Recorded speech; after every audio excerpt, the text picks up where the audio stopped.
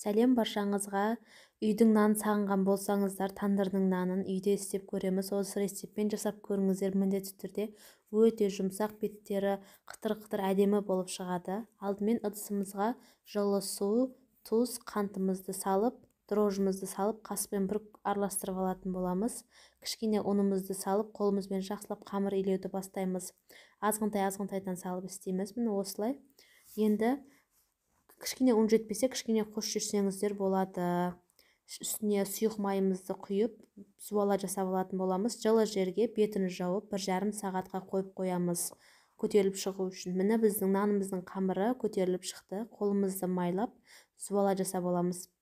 Мен бұл жерде үлкен листқа бір үлкен нан істедім. Сіздер екіге бөліп, 2 нан шығарсаңыздар болады.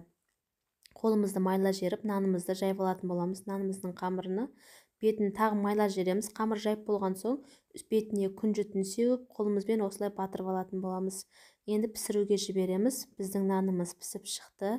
Өте жұмсақ, беттері қытыр-қытыр, іші жұмсақ. Піскен кезде қаймақпен, балмен жесеңіздер, сармаймен жесеңіздер өте күшті болады. Ас болсын.